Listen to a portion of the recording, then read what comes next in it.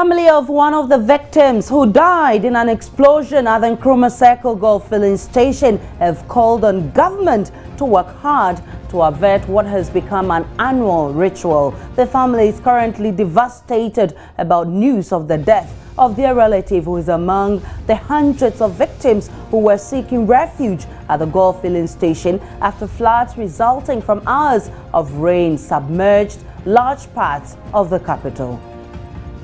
Someone put on a generator and it blew up, and the fire came across from there.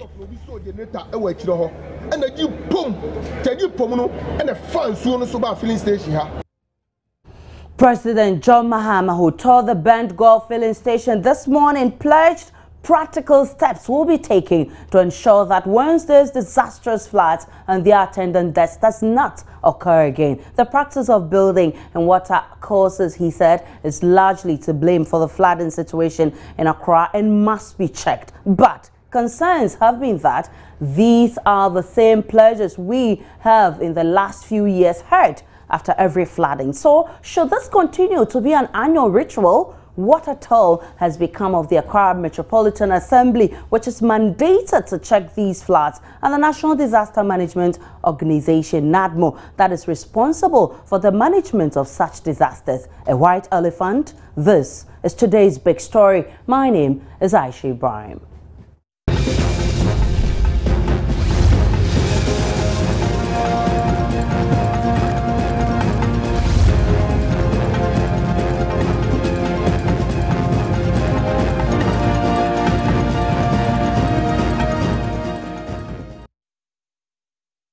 The death toll from last night's torrential rains now stands at 200. Earlier, Joy News witnessed a body identification exercise, and we'll be taking a look shortly. But close to 100 people died in an explosion at the golf fuel station where they were seeking refuge after floods resulting from hours of rain flooded large parts of Accra.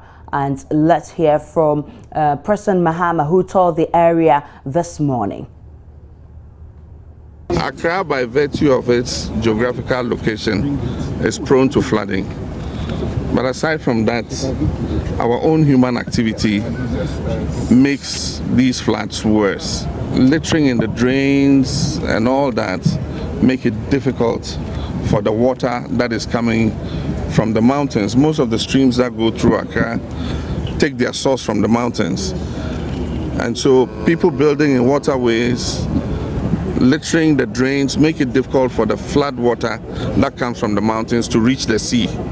And so we've created a human intervention between the source of the rivers and the sea where they are headed. A lot of people have lost their lives. I'm at a loss of words to express how I feel. Many of them through the flood, and then very many of them through the fire incident that took place here as a result of the explosion that took place in the filling station located right here. Yesterday, the emergency services, including the military, the police, the fire service, were all called out to come and help. They managed to rescue quite a large number of people, but unfortunately, a large number of people lost their lives. I want to take the opportunity to commend the security services for their diligence. Throughout yesterday night, many of them have not had any sleep. We were closely monitoring what was happening. And then also to express my condolences to the several who have lost relatives and the victims of the flood.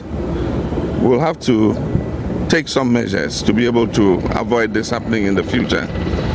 And often when these measures are drastic, you have a lot of sympathy and pressure not to take those measures. But I think that the time has come, for us to remove houses out of waterways.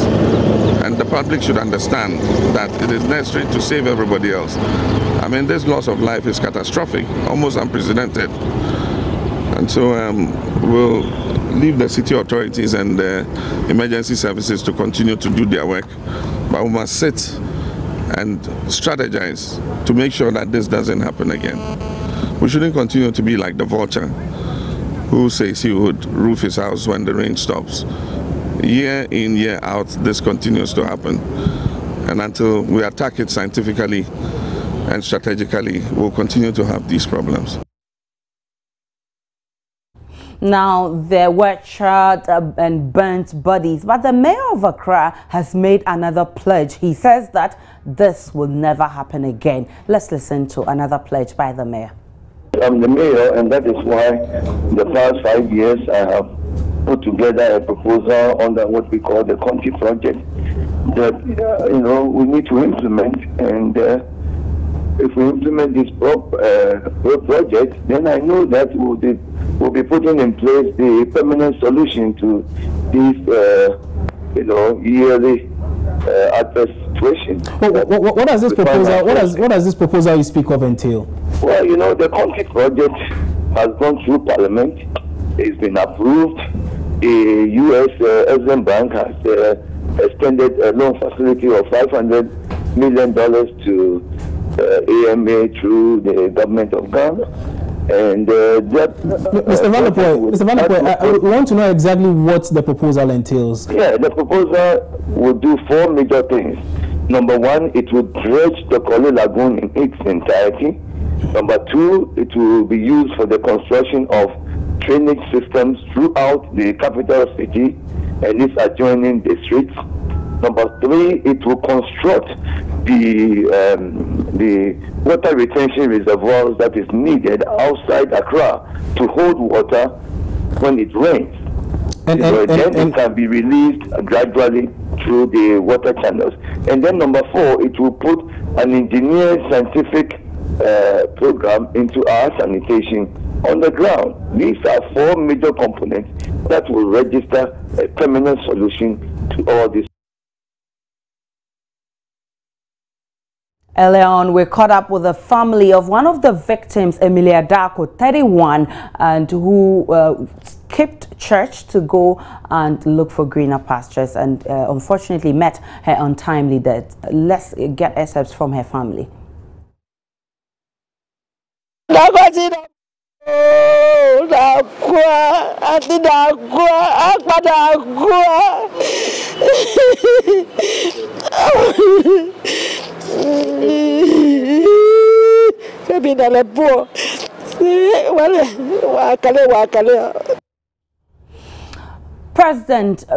Ex-President Rawlings has blamed the building on waterways for this mess, and we know that the town and country planning is responsible for this. Now, Mohammed Al Hassan is a coordinator at the town and country planning, and they have a role to play in this. He's on the line right now. He'll help us understand why some of these things are happening.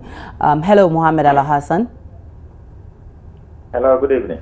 Good evening to you. Many thanks for joining us. Let's look at the building of waterways, and let's look at the role of the town and country planning in putting up buildings. What exactly is your role in this whole process? Thank you very much. The town and country planning department is one of the local government units. It's an office that is found in every district or metropolitan assembly, and that is in charge of facilitating the processes of apparent development and building something. And so we basically serve as the secretariat through which this process is okay. But let me say that there are a number of institutions involved in the entire process of issuing some. Well, in planning your building, what are some of the precautionary measures we need to take? We usually would have a plan that would guide the entire development process. So a developer comes with a proposal to put up a structure or undertake any development. And then that proposal is compared with what plans we have.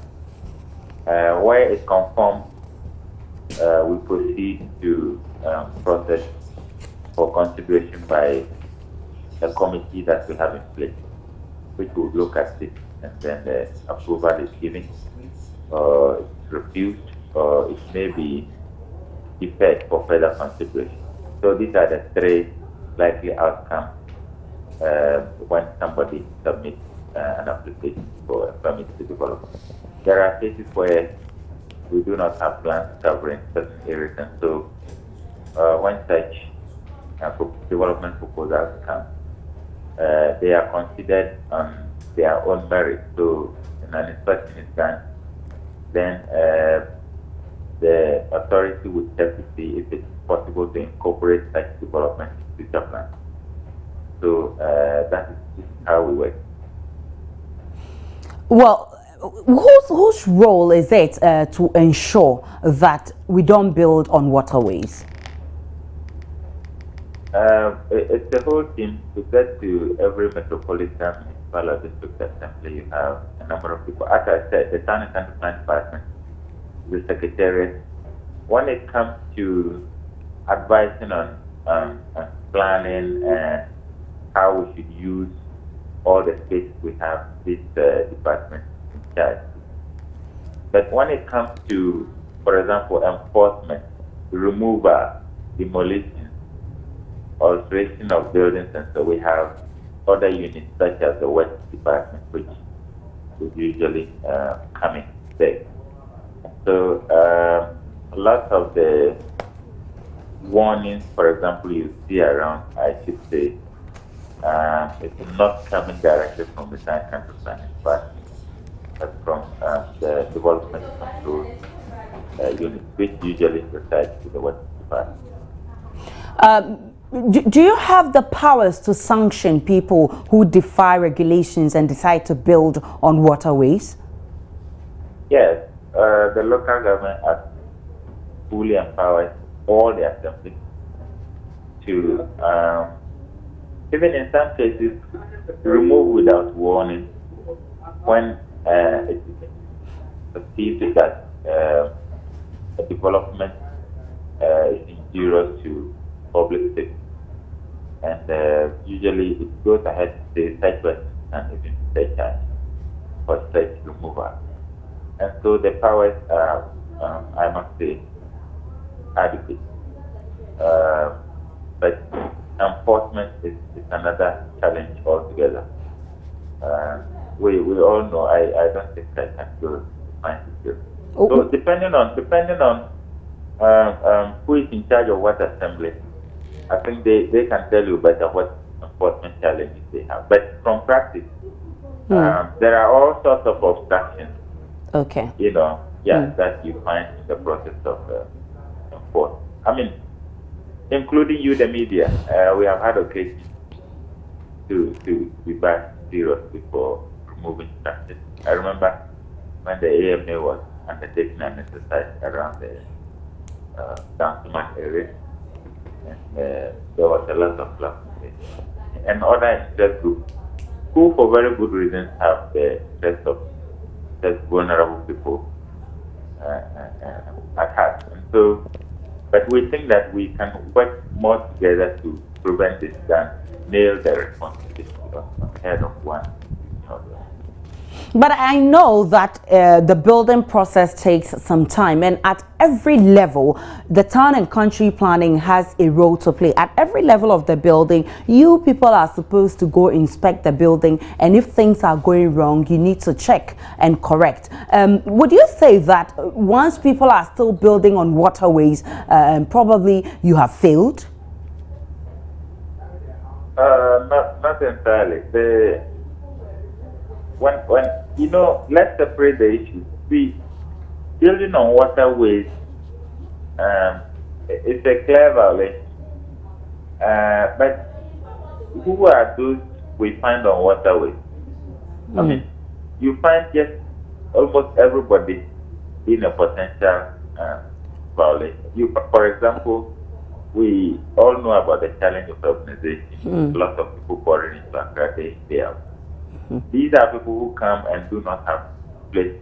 We do not have readily available low-income facilities or social housing facilities. And so, a lot of these people tend to find themselves on such marginal land with zoning reservations and so on and so forth. And usually, we know the narrative when it comes to removing such people. Okay. We also have a few cases where people who could ordinarily afford buy land somewhere, deciding to build on such waterways. But I think it's not about who allows to. What the law is there, and once we are able to enforce them, then we get what we want. The question remains, I know you don't work with the Accra Metropolitan Assembly, but there have been instances where you see buildings come up to a certain level and then you see red ink written stop work. But being in the next few months, you see the building erected and then completed. And that's the reason I ask, have you failed? Well, without attempting to speak for any particular assembly, I would say yes and no. I mean, for as long as the warning remains there and the building continues to go up. Does it mean you don't do your monitoring well? No, it's not in all cases that the red ink means bad for the developer. Right. It simply is a notice to you. Okay. To behave. I mean, where you have to remove it immediately. Sometimes you find the notice being straightforward. Right. But there are cases where you find a development coming up. Okay. It's conforming all right, except that it doesn't have a permit. Okay. You know, in which case, when the person comes down to come and regularize the process, we usually will not come back to clean the paint. So you see it and you think, the notice was given and not done. We also have cases where the notice come up and people do not adhere to the notice and they proceed to complete. But should the individual become more powerful than authorities? Well, I don't know if that's what it means, but I don't think so. I don't think they are powerful because we have violations everywhere. And once you are not caught, it doesn't necessarily mean you are powerful. Okay. So whether we like it or not, it is happening and the rules are there to check these people who defy the rules. What's the way forward, Mohammed?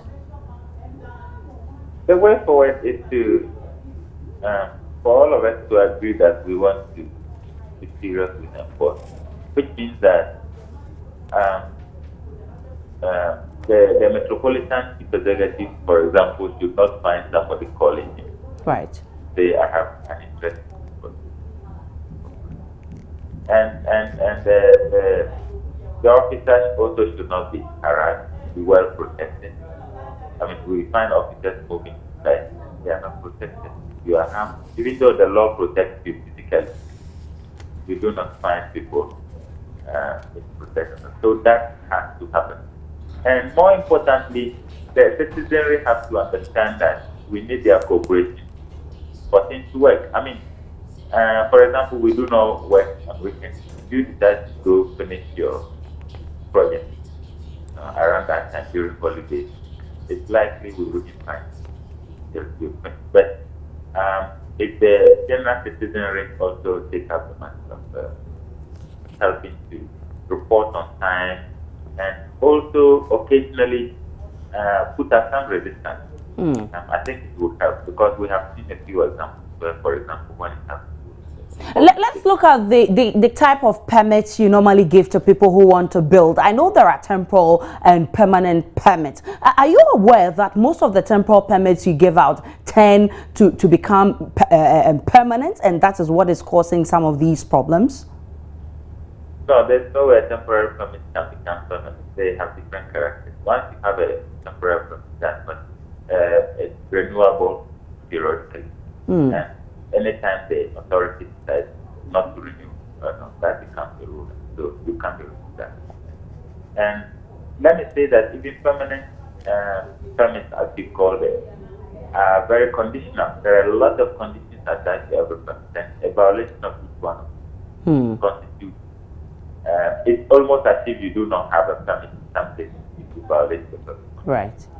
So that is not the case. If you should find somebody having a temporary permit and the person continues to live there for as long as you see the person, it means the authority hasn't found it necessary to terminate such a permit. Okay, let me me have you hold 1 minute, because earlier on we caught up with one of the victims of this disaster, Emily Darko. She's 31 years, who skipped church last night to just go make ends meet, and she met her untimely death. Let's listen to her relatives. At Amelia's home, a tent has already been erected. Family members have gathered, trying to wrap their minds around the loss of their daughter. I'm going to try and speak to the mother. Hopefully, they should be able to muster some strength and talk to us about who Amelia was. Emilia, how old was Amelia? 17th of July. She would have been 31. What was she doing there? We sell rice and stew. What time does she usually close? Sometimes by 12.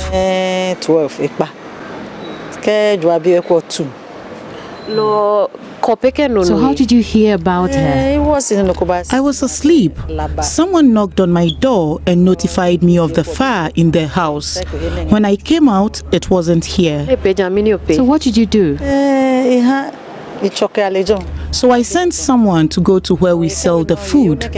After a while, the lady she sells with returned without Emilia.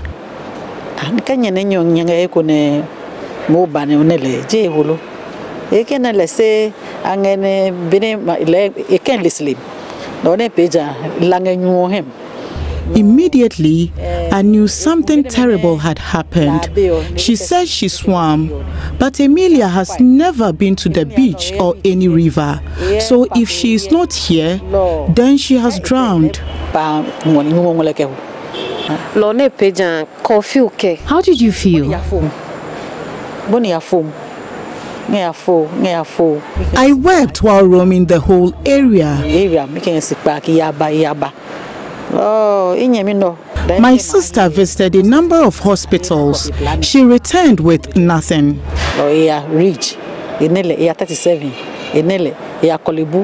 Police hospital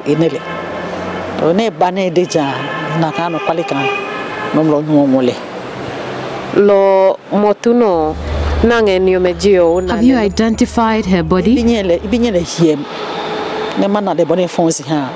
I can't look at her. She was seen around Cumberland. Her body has been deposited at the police hospital.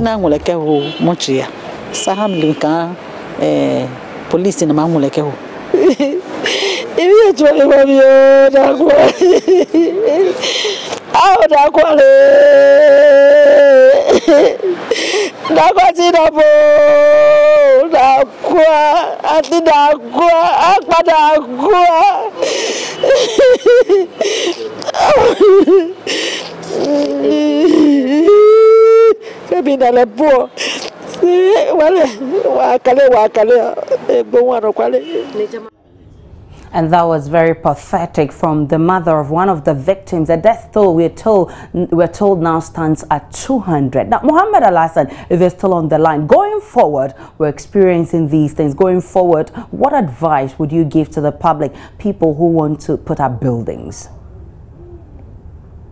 Thanks very much. The first advice is they should endeavor to seek for this permit.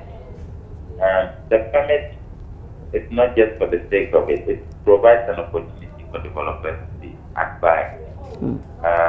I know a lot of developers who do the wrong thing, not because they want to, but simply because they don't.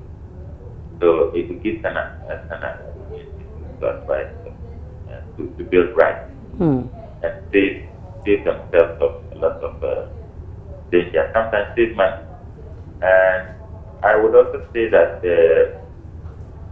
various metropolitan municipal assemblies will have to work on efficiency issues so that the turnaround time for issuing this permit will be quite reduced, so people don't get frustrated. You admit that there are people who defy the rules. What do you intend to do to ensure that we don't have such people around? Well, we would always have those people around. What we have to do is to work at ensuring that we do not have too many of those people. And that's why we are providing education to them. Like I said, a lot of people violate not because they want, but because they are simply ignorant. And the few who would decide not to change would be those that would deploy the law act. And while working at the same time as the will to truly enforce. While taking note of possible obstructions, the will to enforce it. Well, Muhammad Alas, I would have to end it here. Many thanks for your time. We're extremely grateful for your time. Earlier on, Joy News cameras also spotted some family members at the 37 Military Hospital. Let's take just a brief of what happened at the 37 Military Hospital. Nte no wabano na obedu second na ade ne siye na okata me baso sister we ne ba nte oban akwa no tonsu no mu nte temo bebe sen bi akwa na konsu no nte ma me bra ni mi na awro nte afi ne be hwese be mu akwara na nte ba na akwa no so guada hono. Some of our drivers, we have now 2 drivers have been they have been admitted. And 3 also have died, and some of the mates too. I think the mates are 5. So we identified 3 at the police hospital. So we are trying to get the rest to the mates, some of the mates to here. So because we couldn't find them at the police hospital. So that's why we are here to identify some of our bodies. Actually, we don't know if she's alive or she's not, because we've gone through almost all the wards here and we couldn't find her. We are left to go to the mortuary to check. So actually she is there and I'm here waiting. If probably she'll be able to identify her. Let's also hear from some officials from the 37 Military Hospital. Since morning, so far we have had about 65 bodies in the morgue and about 34 casualties alive. So how is the hospital dealing with these cases? Let me mention that this hospital is the National Emergency Unit, and we have skilled personnel to take care of such cases, and it's open. We are doing our best to make sure we take care especially of those who are alive, not to increase the fatality rates. We are facing one challenge, that is identification of the bodies in the morgue. We are throwing it to the general public to come in to identify their bodies, especially those who have family members that they cannot find. For now, since around mid-afternoon, or let's say noon, we've had some people coming around to do some identification. People come and they go around, they still not find any family member. Others also come and then they find as many as 3 people dead in the morgue. So it's really a devastating. So 200 people have so far died from last night's torrential rains. Now the president says it will not happen again. Let's hope that this time it turns out to be true. But the town and country planning also says that the public must help them to check buildings on waterways so that we can avert some of these disasters. That's where we draw the curtains. My name is Aisha Ibrahim. We'll be back with Joy News Interactive.